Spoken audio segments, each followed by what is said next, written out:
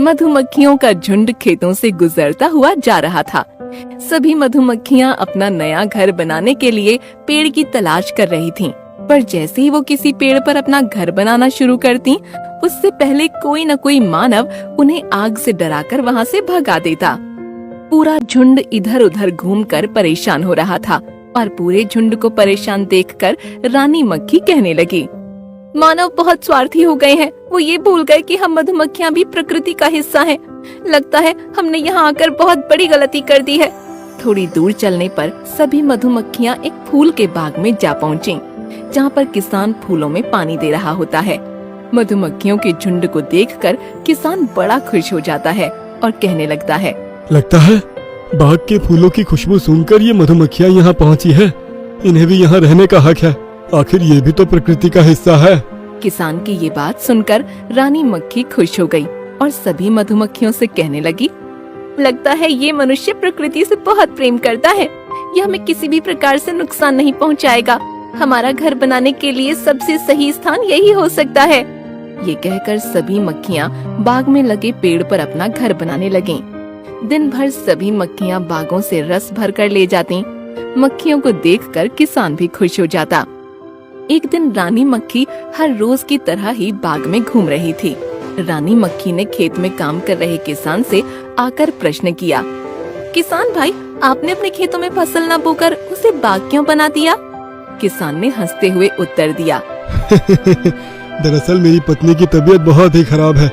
उसे एक गंभीर बीमारी ने जकड़ लिया है, जिसके कारण मुझे उसकी सेवा करनी पड़ती है। और अगर मैं खेत में फसल बो देता तो मुझे पूरा समय खेत में ही देना पड़ता।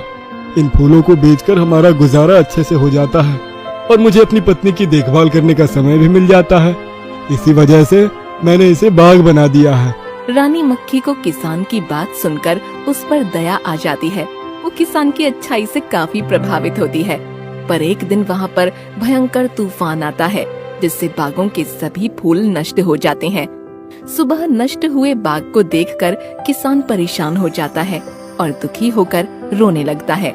हे भगवान, हमारे जीवन जीने का केवल यही एकमात्र सहारा था।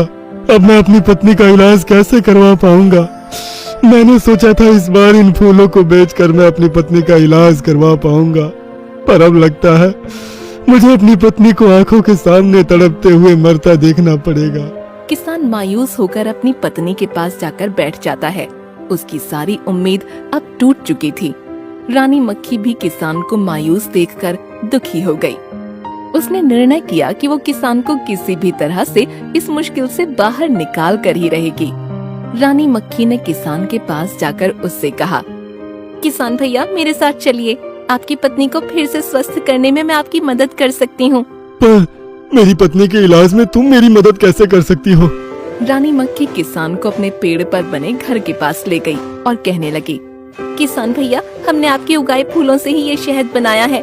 इसमें आपके फूलों की महक है और इसी कारण आप इसे बाजार में ऊंचे दाम पर बेचकर अपनी पत्नी का इलाज करवा सकते हैं।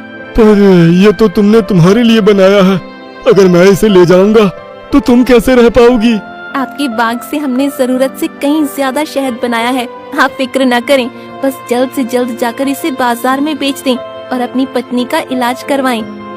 किसान उस शहद को बेचकर अपनी पत्नी का इलाज करवाता है, जिसके बाद वो बिल्कुल स्वस्थ हो जाती है और अब किसान और उसकी पत्नी मिलकर फिर से बागों को हरा भरा और खुशबूदार बना देते हैं। जिसके बाद मधुमक्खियाँ और किसान का परिवार अच्छे से जीवन गुजारने लगते हैं।